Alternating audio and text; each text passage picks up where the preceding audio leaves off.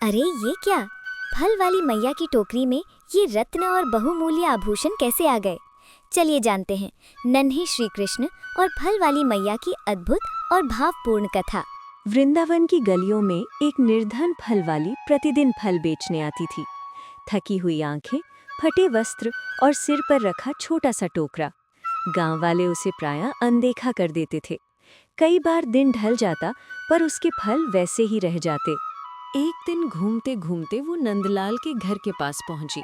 भूख और थकान से व्याकुल होकर वो एक वृक्ष के छाया में बैठ गई और बोली, हे प्रभु, क्या आज मुझे भूखा ही सुलाओगे?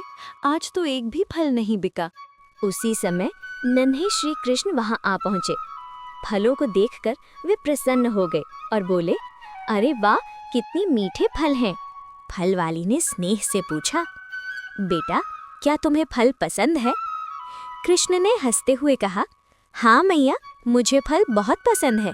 फल वाली बोली, तो अपनी मैया से कुछ मोल लेकर आओ। कृष्ण ने भोलेपन से कहा, मैया तो यमुना स्नान करने गई हैं। फिर जिज्ञासा से पूछा, मैया, ये मोल क्या होता है? फल वाली ने समझाया, कुछ लेने के बदले कुछ देना पड़ता है, उसे मोल कहते हैं। कृष्ण मुस्कुराए और बोले, पर मेरी मैया मुझसे कभी मोल नहीं लेती। गोपियां में मुझे मक्खन बिना मोल के देती हैं। मैं उनकी गोद में बैठता हूँ और उन्हें मैया कहता हूँ। फल वाली का हृदय भर आया। वह मन ही मन सोचने लगी, कितना भोला और प्यारा बालक है। कृष्ण ने मासूमियत से पूछा, मैया, क्या मैं आपकी गोद में बैठ सकता हूँ? फल वाली घबरा गई। नहीं बेटा, मैं अछूत हूँ, तुम अच्छे घर के हो। कृष्ण ने सहज भाव से कहा, तो क्या हुआ मैया, मैं ऊंच नीच नहीं जानता, मैं तो केवल प्रेम जानता हूँ। ये कहकर श्री कृष्ण उसकी गोद में बैठ गए, उसे गले लगाया और मैया कहकर पुकारा। फल वाली की आंखों से आंसू बहने लगे। वो बोली, बेटा, कितने फल लोगे? कृष्ण हंसकर बोले, मुझे तो ये सारे फल चाहिए। फिर अचानक बोले, रुको मैया, मैं अभी धान लेकर आता हूँ।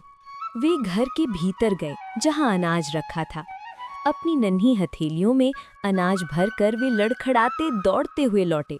रास्ते में अधिकतर दाने गिर गए। जब वे फल वाली के पास पहुंचे तो उनकी हथेलियों में कुछ ही दाने शेष थे। कृष्ण ने कहा, मैया, यही मेरा मोल है। फल वाली अत्यंत प्रसन्न हो गई। उसने प्रेम से सारे फल कृष्ण को दे दिए।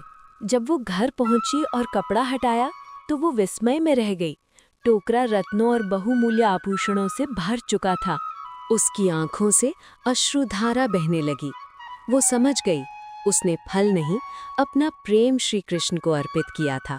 भगवान को धन नहीं, भाव चाहिए। जो कुछ भी सच्चे प्रेम से अर्पित किया जाए, वो अनेक गुना होकर लौटता है।